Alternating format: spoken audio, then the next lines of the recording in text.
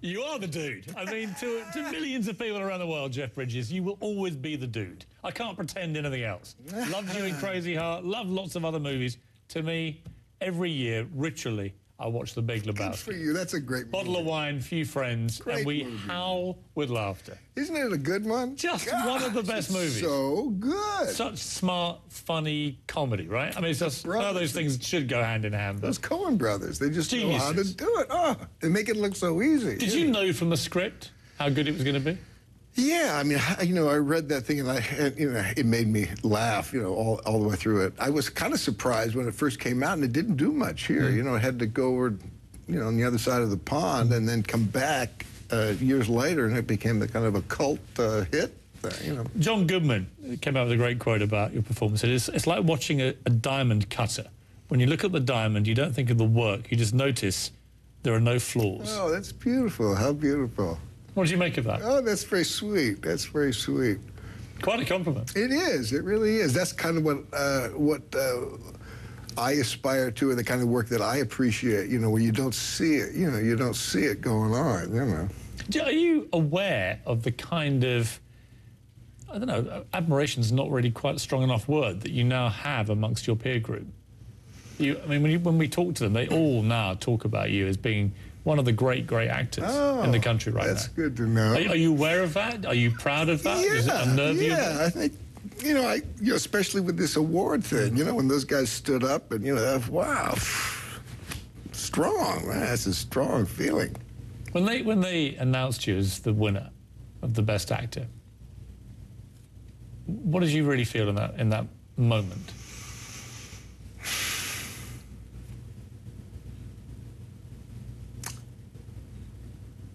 I felt my folks.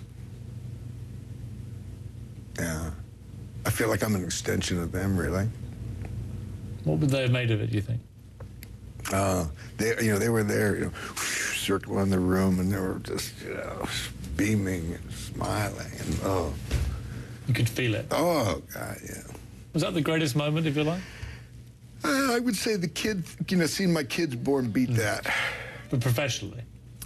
Yeah. But for an actor to win Best Actor at the Academy Awards, it doesn't get better than that. Oh, yeah, that's true. Yeah, getting that nod.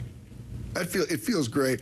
But, there's the work itself and working with all these great, that's the cool thing about the profession, as far as I'm concerned, is the chance to work with all these other artists, and then to throw all of your artistry together and you shake it up and you don't know what's going to happen. You've got high hopes, but every once in a while, it just transcends everyone's expectations. Well, they did this perfectly in Crazy Heart. Let's have a look at a clip from Crazy Heart.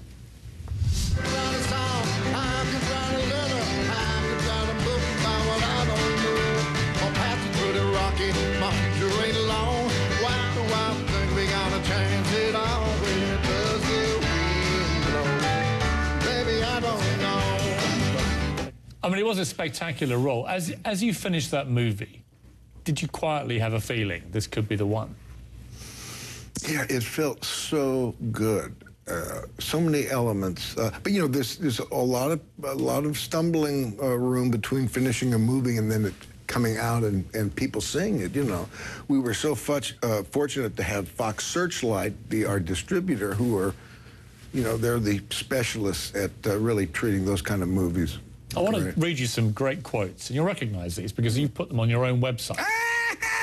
And I found this fantastic because there's such a varied, weird collection of sayings and quotes. This one I love. It's a Zen saying, "After ecstasy, the laundry." I love that. Did you get a laundry moment after the Oscars? You wake up the next day and your wife says, "Hey, that's right. Put your pants on." Yeah. That happens. That's part of life. That's true. You get the, yeah. I like this one. Randolph Bourne, "He who mounts a wild elephant goes where the wild elephant goes." You mounted many wild elephants in your time? I'm on one right now with you, man. You never know, yeah. Do you feel like life's about mounting wild elephants? It's about taking risks? It can be. It can be. It's a risk-taking is a wonderful thing. You know, you don't want to just, you know, just take it just for that sake of that. I mean, you know, that can get you in trouble, you know, too. What's been the biggest gamble, do you think, you've taken with your career?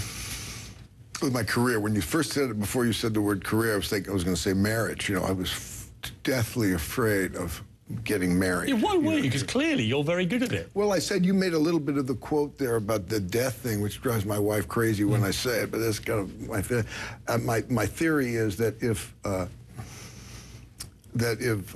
death is the kind of the end of the story, you know, like the last chapter in the story, that marriage is a giant step in that direction, because towards death. Towards death. Because, well, no wonder your wife doesn't like you saying this. Exactly, because this is the woman. For the now, all the other women, no, this is the one, you know. So the fear of marriage is really the fear of death. Of because there's a finality to it. Yes, finding, yeah, like that. Now, but now getting back to the movies, what was the question? What was the biggest gamble professionally?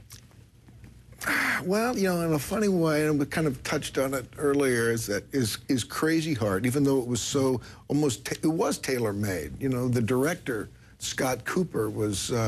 You know, he wrote it with me in mind, you know, T-Bone, all these things. It's like, about not being able to fulfill your own expectations. Yeah. That's the big thing. Because as a musician yourself, you don't want to be seen as a poor performer. Yeah. It wouldn't be good for you, would it? This is what I care about, and please, you know, let me, you know, do this well, you know, yeah. We're going to have another break, come back and talk to you about music, the great passion of your life, and about your crazy music heart. Good. Which throbs away. That was a song, What a Little Bit of Love Can Do, from your self-styled first album, due out on August the 16th. Tell me about music. Well, I mean, obviously, I know you love it, and obviously you're incredibly good at it. Tell me about the passion. Where does it come from, the musical passion? Yeah.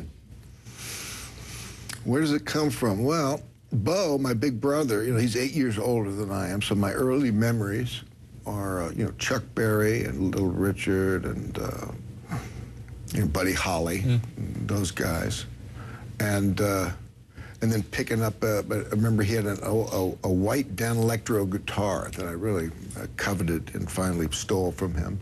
Now here's the ultimate question for you. I suspect, if I could say, right, here's the deal: you're going to win a Grammy for best album, for the album that's coming out, but the deal is I take away the Oscar. Would you take the deal? No. You can't have both. You know why? I dig the statue, that statue. Where do you keep it?